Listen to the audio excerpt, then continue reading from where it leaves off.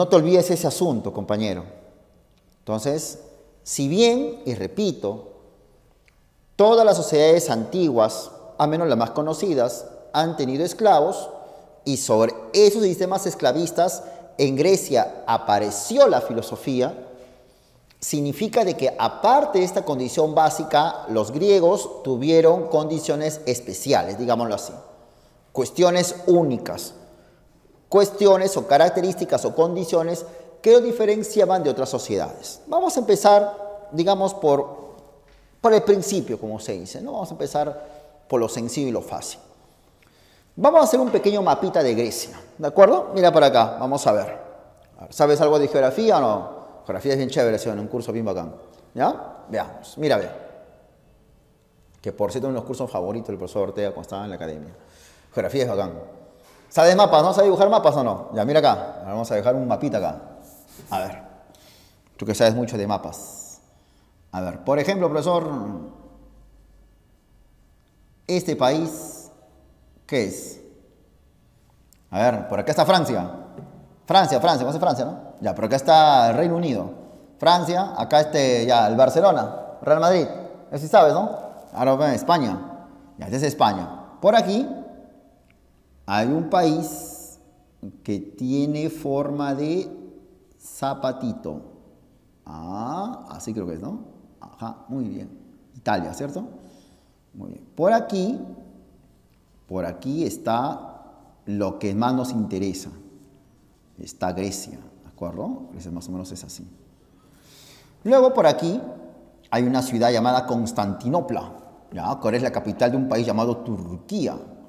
Y por aquí, profesor, está el Mar Negro. ¿Ya? Luego por acá, y ese es justamente, que lo que estoy dibujando es justamente Turquía, ¿ya? Donde hablas en telenovelas, ¿no? Y por aquí, profesor, por esta parte está el Medio Oriente. Acá está pues lo que ahora es Siria, está Palestina, ¿no? Es una ciudad bastante convulsionada, ¿no es cierto? Muchos conflictos hay por ahí. Y luego sigue por acá, profesor, el África, ¿no? Sigamos por acá, mira. Acá está el mar de Moisés, de los 10 mandamientos, el mar Rojo. Y por acá está un río muy famoso, el río Nilo. ¿De acuerdo? Más o menos me salió, ¿no? Ahora bien, pero ahí no acaba el asunto, ¿no? Por acá hay una isla, la isla de Chipre, por acá la isla de Creta, donde estaba un minotaurio, esos son los mitos. Y por aquí, muchachones, hay un montón de islas, ¿ya? Bastantes islas por aquí. O sea, Grecia es una zona bastante insular, tiene muchas islas. Por aquí hay una isla, la isla de Sicilia, por acá está Córcega y acá está Cerdeña. ¿Ya? Son islas. Muy bien. Ahora, más o menos me salió, ¿no? Vamos a poner los mapas. Esto, por ejemplo, profesor, es Egipto. ¿Ya? Y acá están las archifamosas. ¿Te acuerdas de eso o no? Ah, chiquitito, chiquitito. Las famosas pirámides, profe. Por aquí está Fenicia. ¿Ya? Los comerciantes.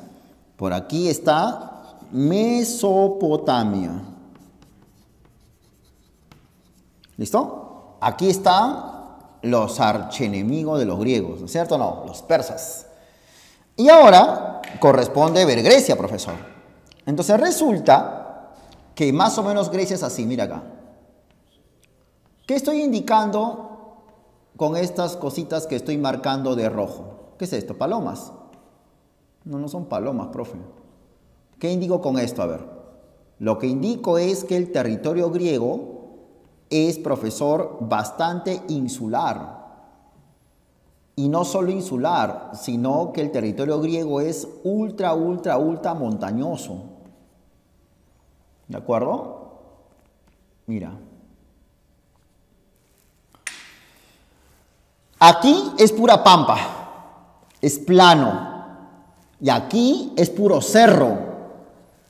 Entenderás, profesor, que cuando un territorio es bastante montañoso, será posible que hayan grandes extensiones de terreno No. ¿Plano? No. ¿Habrán, por tanto, grandes poblaciones que se pueden asentar en un sitio? No, porque no hay sitio para tantos. ¿Habrá buenas vías de comunicación? Tienen tranca, ¿no? Por el suelo mismo. Por ese motivo, profesor, por ese motivo, Grecia realmente nunca fue, me refiero a la Grecia antigua, claro, un solo país. Lo que llamamos Grecia antigua es realmente una serie de pequeñas ciudades y todas independientes entre sí. Acá, por ejemplo, vamos a poner, aquí está la cuna de la filosofía. En esta esquinita está la ciudad de Mileto, obviamente la patria de Tales, la patria de Anaximandro, de Anaxímenes, los primeros filósofos de la historia. Al frente de Mileto, en una isla, aquí, profesor, está la ciudad de Samos, que como su nombre lo dice, es la patria de Pitágoras de Samos, famoso, ¿no? ¿Lo escuché Pitágoras, no? Ah. Encimita, para arriba, por acá, profesor, está la ciudad de Éfeso. Y la ciudad de Éfeso es la patria de Heráclito de Éfeso, el padre de la dialéctica, aquel que decía que todo está en permanente cambio. Más arriba está la ciudad de Clasómenes. Y Clasómenes es la tierra de Anaxágoras de Clasómenes, aquel que decía que todo está organizado por una inteligencia ordenadora. Al frente de estas ciudades, por acá, está la ciudad de Abdera, la patria de Demócrito de Abdera, aquel que decía que todo está hecho de átomos. La patria de Protágoras de Abdera, aquel que decía que el hombre la medía de todas las cosas. Por aquí está la ciudad de Macedonia, la patria de Aristóteles, la patria de Alejandro Magno. Más abajo está Atenas, la patria de Sócrates, de Platón. Por aquí está Esparta. Acá está la ciudad de Sitio, la tierra de un señor llamado Zenón de Sitio, un panteísta, una persona que creía mucho en el destino. Por aquí está la ciudad de Sinope, la tierra de un señor que se cree perro, Diógenes de Sinope. Por acá está la ciudad de Cirene, en el África, la tierra de un hedonista llamado Aristipo de Cirene. Por esta parte, esto es Italia, ¿no? Aquí está la ciudad de Crotona. Esta ciudad fue la sede de la escuela de Pitágoras. Pitágoras, si bien es cierto, nació en Samos, pero realizó su investigación matemática en Crotona. Y más arriba de Crotona, por aquí, está la ciudad de Elea, la tierra de Parménides de Elea, de Zenón de Elea, grandes lógicos y matemáticos de la época. Por acá está la ciudad de Agrigento. Y la ciudad de Agrigento, quizás nombre medio raro, ¿no? Pero es la tierra de Empédocles de Agrigento, aquel que decía que las cosas están hechas de agua, de aire, de tierra y de fuego. Si tú te das cuenta, cada ciudad mantenía su independencia. ¿Por qué? Porque prácticamente no se podía comunicar muchísimo con otras. Las polis estaban encerradas en montañas. Polis es igual que ciudad. Y por esa razón los griegos eran personas muy identificadas con su patria. Eran patriotas y les interesaba muchísimo la vida pública. Como vivían encerrados en montañas y pasaban los años y todos se conocían, entonces los griegos no aceptaban teocracias tan fácilmente. ¿Sabes qué es una teocracia? ¿Sabes qué es teocracia? Teocracia es cuando el rey se cree Dios, como los incas, como los faraones. En Grecia habían reyes malos, claro. Habían generales o dictadores, como no. Pero hasta el rey más malvado era visto como un señor de carne y hueso, como tú, como yo. No era visto como un dios. ¿Por qué? Porque como paraban juntos, se conocían entre todos, conocían a la familia. Nadie podía decir, me trajo el sol, me trajo la luna. Fuera, mentiroso. Yo te conozco de chiquito, te he visto jugar pelota, te he cambiado de pañal, me trajo el sol. No había teocracias. ¿Me hago entender o no? Y por tanto, en ellos aparece el interés por la vida en común. Les gustaba mucho estar con los demás. No les gustaba mucho la soledad, excepto Heráclito, el de Éfeso. Pero en general los griegos les gustaba muchísimo la vida en común. Y por eso forman escuelas. La Academia de Platón, el Liceo de Aristóteles, la Escuela Pitagórica, la Escuela de Elea, la Escuela Atomista, los milesios. Les gustaba mucho andar en manchita, si cabe la palabra correcta. Y por ese motivo, los griegos tenían esa idea de que entre los sectores esclavistas había una suerte de igualdad entre los esclavistas. Y como somos iguales entre todos, creo que lo más sensato es organizarnos en asambleas. Y por ese motivo los griegos estaban muy interesados por el desarrollo de la argumentación, porque en una asamblea, ¿qué se hace? ¿Se mira la cara o se debate? En una asamblea, profesor, pues se debate, ¿no? Entonces los griegos estaban obligados a aprender a debatir. A debatir. Y date cuenta cómo sería una enseñanza si desde niños no se enseñan a debatir. ¿Qué sucedería si desde niños nos enseñan a debatir? Cuando seamos más grandes nos va a gustar la lógica, ¿o no? En cambio, aquí en Egipto solamente el faraón y el príncipe gobiernan. No es necesidad de enseñar a la gente a debatir. En cambio, acá sí.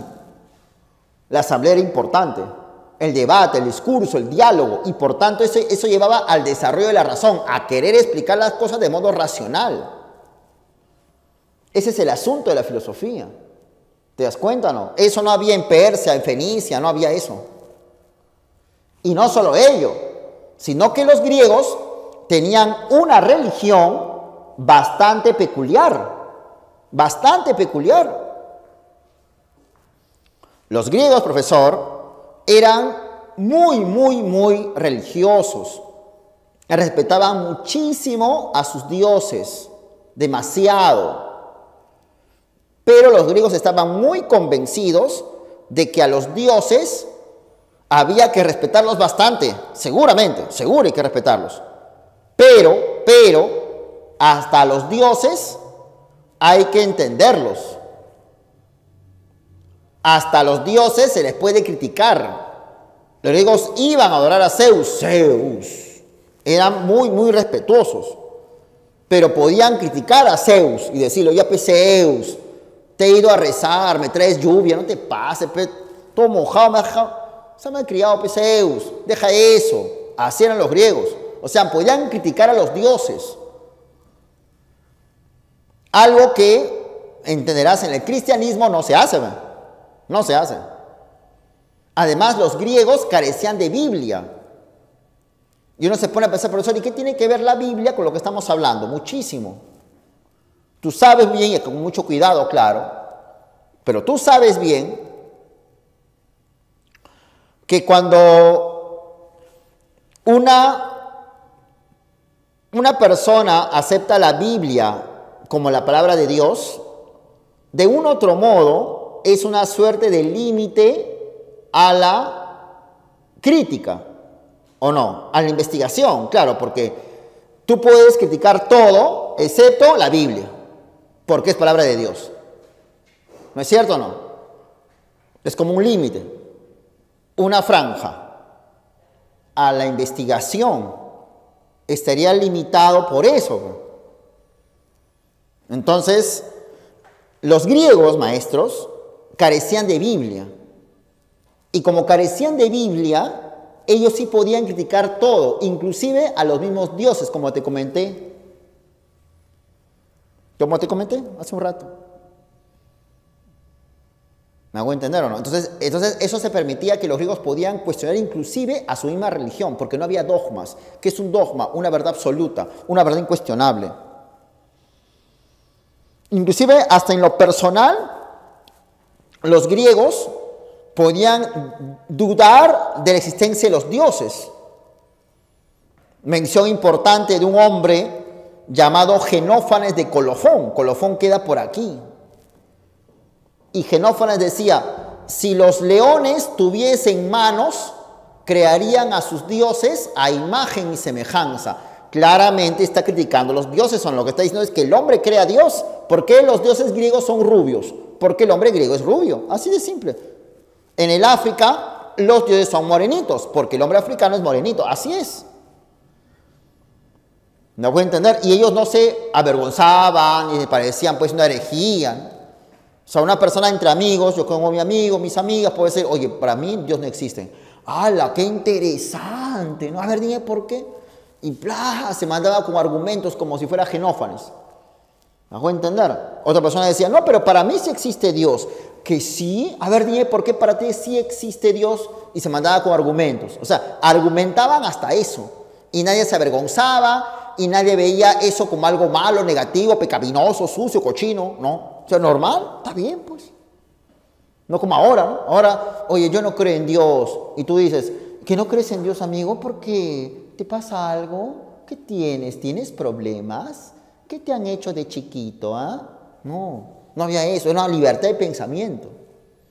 Y más aún, mira por acá. Cuando a los griegos les encantaba el orden. ¿Por qué crees tú que los griegos eran personas que les encantaba la geometría? ¿Por qué los griegos eran geómetras? ¿Nunca has escuchado de los polieros perfectos platónicos? Como por ejemplo el cubo. ¿Nunca has escuchado del teorema de Pitágoras, el teorema de Tales, los postulados de Euclides? Todos eran griegos. ¿Por qué? Porque el griego le encantaba la figura geométrica. Los griegos desde toda la vida, desde siempre, veían al mundo ordenado. Es que era su cultura y eso es mucho más antiguo que la filosofía. A los griegos les parecía fascinante, pero fascinante, agarrar un palo y hacer figuras geométricas en el suelo. O sea, a ver, una figura geométrica. Y dibujaban un cuadradito en el suelo. Y les parecía alucinante que mirándolo. Mira un cuadradito. ¡Qué bacán! Un cuadradito, un cuadrado. Y se pasaban los griegos horas viendo un cuadrado. Les pareció alucinante. Decía, qué bacán, un cuadradito. A ver, yo le hago una línea. Qué chévere, mira, 2 pedacitos. Les parecía locazo. Locazo. Y alguien le preguntaba, por ejemplo, a Pitágoras de Samos. Señor Pitágoras, ¿por qué los griegos admiran al cuadrado? Admiramos al cuadrado porque no importa en qué línea hacemos, siempre en cualquier línea todo es 1. 1. Hacemos cualquier línea que tú quieras y siempre es 1. Y todo lo que parte de 1 es armonioso y por tanto perfecto y divino. Pues en este mundo nada es por las puras, todo es por alguna razón. Para nosotros el 1 es el principio, todo parte de algo. Si hay lluvia es por alguna razón, habrá que averiguarlo, o un dios o la nube. Si hay nube es por alguna razón y así sucesivamente, todo parte de algo. Para nosotros los griegos, la nada es absurdo, el infinito es irracional, lo racional es uno, limitado, firme. ¿Tú te imaginas cuando los pitagóricos, por ejemplo, en la escuela de Pitágoras había un alumno de Pitágoras que se llamó Hipaso. Hipaso le dijo a Pitágoras, profe Pitágoras, usted dice que todo es uno. Por supuesto, hijito, todo es uno. No, profe, usted está estafando. Usted dice que en el cuadrado todo es uno. Por supuesto, uno, uno, uno, uno. Y todo lo que es también es uno. Y todo lo que es parte de uno es racional. Profesor, ¿y este cruzadito también es uno? No sé. Sí, también es uno. No, profesor Pitágoras, no es uno. Profesor Pitágoras, ¿y este otro cruzado así también es uno? Sí, es uno. No, profe, no es uno. Te está engañando. ¿Y qué número es ese entonces? Bueno, profesor, no sé. Pero lo que sí sé es que este número cruzado, este de acá, es un número infinito. Un número que nunca se acaba. Que sigue, sigue, sigue eternamente y que nunca se acaba. ¿Sabes qué hizo Pitágoras ante esa respuesta? ¡No puede ser! ¡No! Agarren a ese de paso, amárrenlo y tírenlo al mar. Los alumnos agarraron, muere. Y Pitágoras prohibió que se conozca este número cruzado. Que luego, como lo sabes, ese número cruzado es el famoso raíz de 2. Y es un número infinito. Por tanto, es un número que no se reduce a 1. Y como no se reduce a 1, como lo sabes, es un número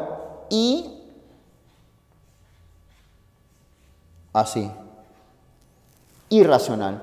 Porque lo racional es que acabe en 1. Y como no acaba en 1, es irracional. Y por eso el griego decía, todo con moderación, nada en exceso. Una persona inteligente es una persona ordenada. Ellos tenían una cosmovisión bien curiosa entonces, chicos, donde veían al mundo armonioso, donde veían una realidad ordenada, donde todas las cosas parten de algo. Y eso los llevó a hacer especulaciones de índole metafísica. Pues. Es decir, si todo parte de algo, habrá que ver cuál es ese principio, cuál es ese algo que organiza a todas las cosas. ¿Me voy a entender? Bien chévere, los griegos son arcontes alucinantes, ¿ya? Muy bien, muy bien. Y no solo eso, mira, te pones a pensar, mira, un hombre, estimado compañero, como Tales de Mileto, que fue el primer filósofo, se entenderá de que aquí, en Grecia, era imposible grandes extensiones de terreno, porque el suelo es montañoso. Entonces los griegos no podían cultivar pues hectáreas enormes de trigo, de maíz, no, pues de arroz. ¿Dónde consiguen el trigo para comer? En Egipto, en Fenicia, quizás en Mesopotamia. Los griegos cultivan solamente mandarinas, aceitunas y algo más, puro cítrico y aceituna. Se dice, por ejemplo, que Tales de Mileto fue comerciante de aceitunas. Claro que Tales nunca en su vida cosechó una aceituna, ni lo sembró, nada. Él solamente cobraba la plata. Pero ya te da una idea de que los griegos necesitaban hacer comercio, hacer negocio con otras sociedades. No se podían quedar cerrados en su polis tampoco, tenían que comer. Y por eso que ellos estaban obligados a viajar. A viajar, pero para comerciar nada más. Luego ya regresaban a su patria. Entonces, imagínate un hombre como Tales de Mileto. Una persona que desde niño vivió en una sociedad esclavista, donde él disfrutaba de ocio, donde él tenía ya ciertas comodidades, no era un esclavo, y que además él estaba obligado como griego a debatir, porque eso era lo que le enseñaban a él, porque vivía en una sociedad donde no había un monarca absoluto en el cual no se podía elaborar leyes. Entonces, Tales, como todo ciudadano, estaba en la obligación de elaborar leyes e ir a una asamblea, y por esa razón estaba obligado a debatir, y el debate te lleva a argumentar.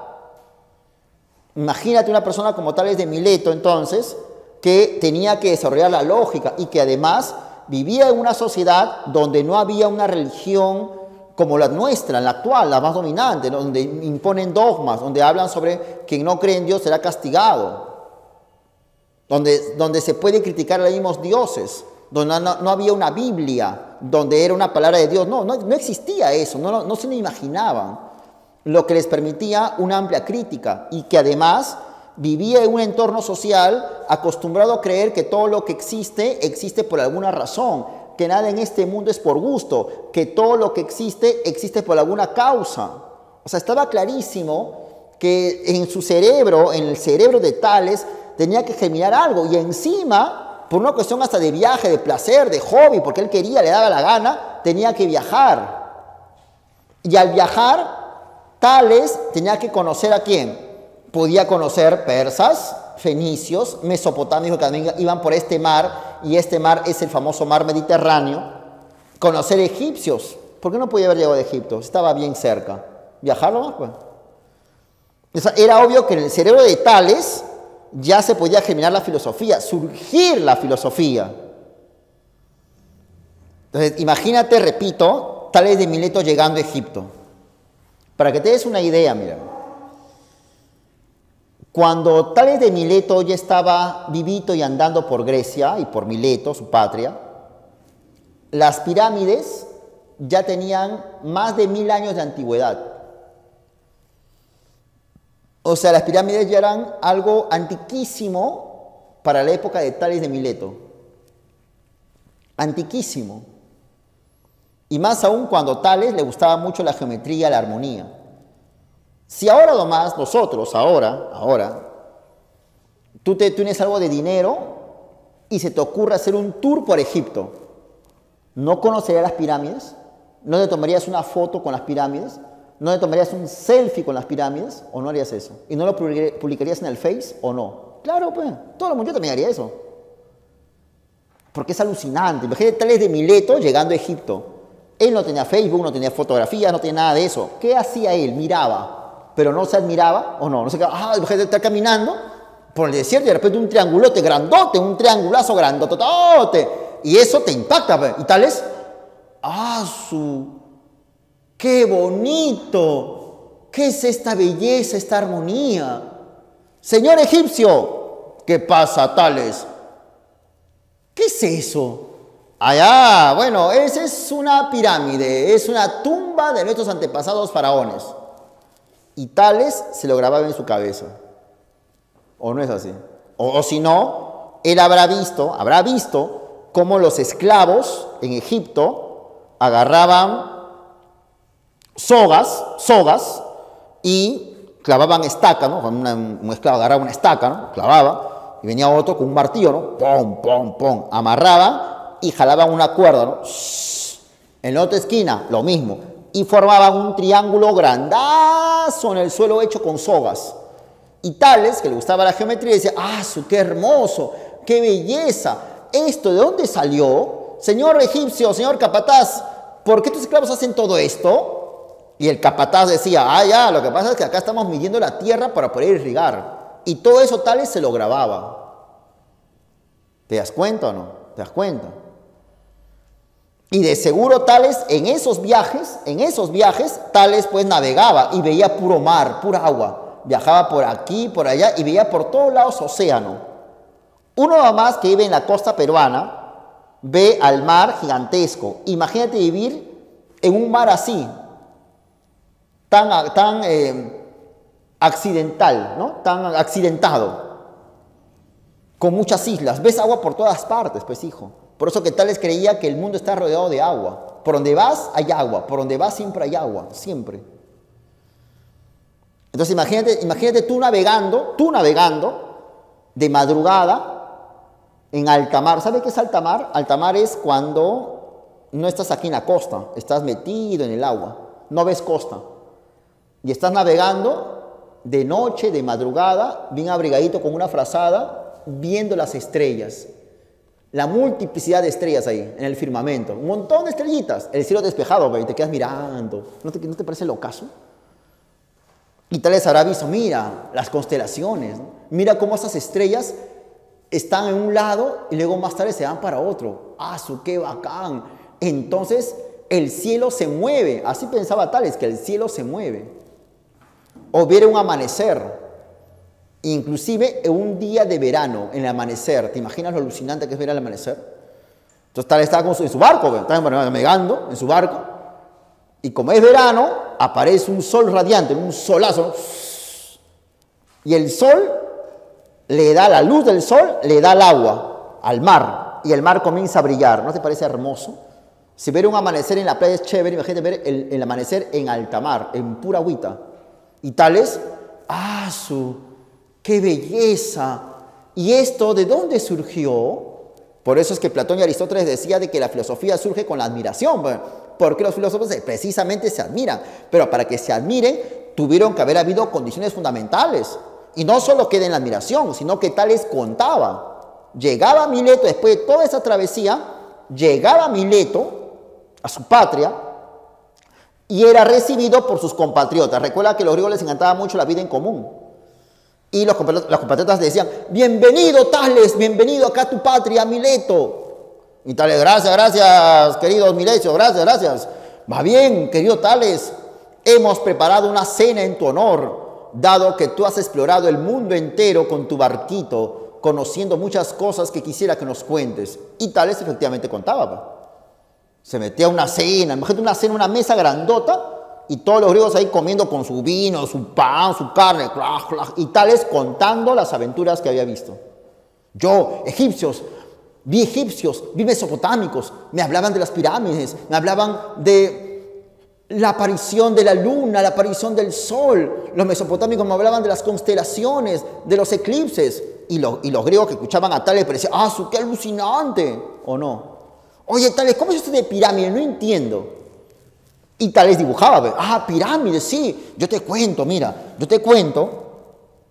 que allá en Egipto, en el lejano Egipto, queridos compatriotas milesios, y Tales dibujaba, agarraba un pedazo de barro, ¿no? Como una tiza, un barro duro, seco, y en una pared plana. ¿Nunca has visto cuando, alguna vez has ido a la playa y no has visto cuando el mar le da contra pues un cerro, una piedra, le da tanto el mar, tanto, que la piedra se pone como lisa, como plano, como pizarra? Justamente esas piedras también se llaman pizarras, pues. Entonces así hacían. Entonces una piedra plana llamada pizarra, Tales dibujaba y decía, yo vi, ahí en Egipto te cuento, yo he visto, acá está la arena es el desierto, y yo he visto que sobre la arena se construyó una cosa gigantesca así. Y no solo eso, sino que un poquito más lejos, la arena sigue por acá, un poquito más lejos, yo he visto dos construcciones igualitas, así. Y que los egipcios a estas cosas le llaman pirámides. Pero cuando Tales dibujaba así, de seguro los griegos ya se olvidaron de la arena. No les importaba eso. Se olvidaban de que para qué servía, que era una tumba. Se olvidaban de que eran de piedra, no importa eso. Sino los griegos se fijaban en esto.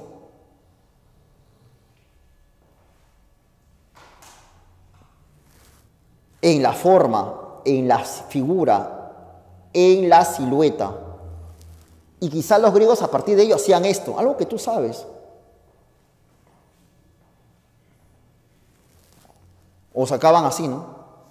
¿O no? Así.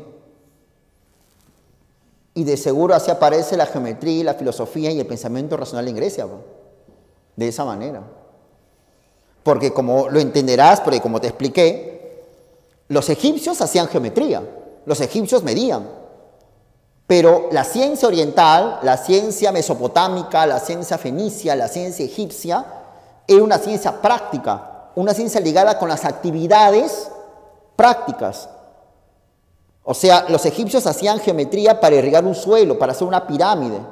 En cambio, los griegos, que no utilizaban pirámides para meter a alguien ahí adentro, ni tenían territorios enormes para irrigar, hacían estos dibujos que los sacaban de los egipcios, pero por el puro saber, por el amor a la filosofía, por el puro conocer. Por eso es que filosofía es amor a la sabiduría, y por eso es que la ciencia griega es una ciencia teórica, mientras que la ciencia oriental, egipcia, babilónica, mesopotámica, es una ciencia práctica. La ciencia como teoría es griega.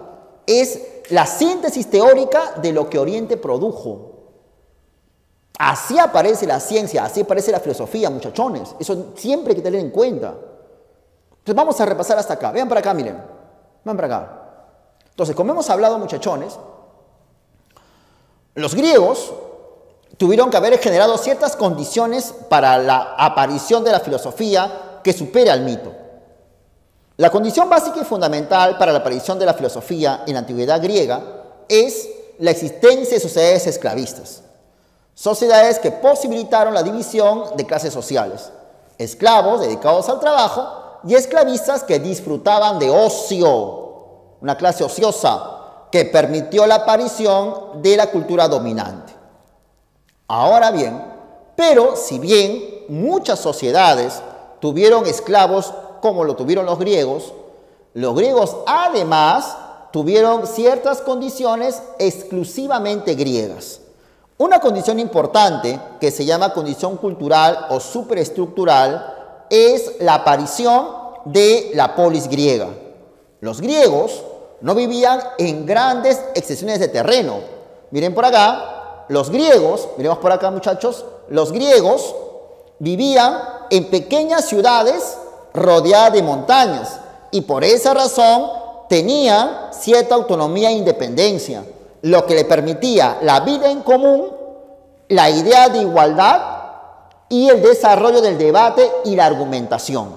Veamos por acá. Además, los griegos carecían de una religión con texto sagrado, una religión con dogmas, con castigos si uno duda de ellos.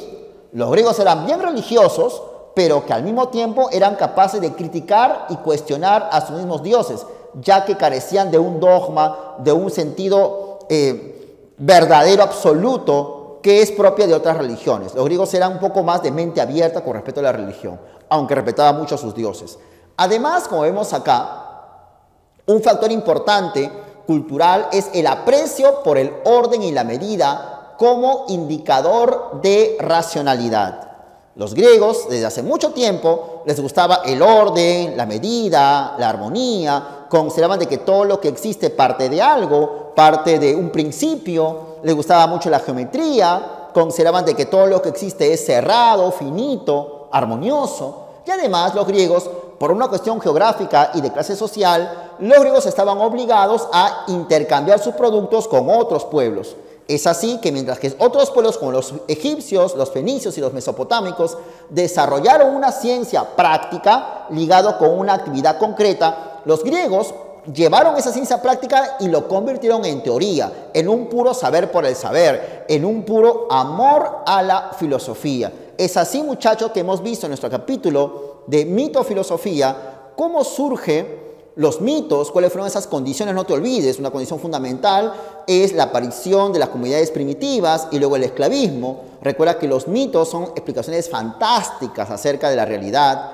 Recuerda también de que los mitos cumplían también una función pedagógica. Hay mitos teogónicos que hablan acerca del origen de los dioses, mitos cosmogónicos que hablan acerca del origen del mundo, mitos antropogónicos, origen del hombre, y mitos escatológicos que hablan acerca del fin del mundo o del destino. Y también hemos visto hace un momento las condiciones para que haya surgido la filosofía en la Grecia antigua. Hasta aquí sería nuestro tema de hoy. Cuídense bastante.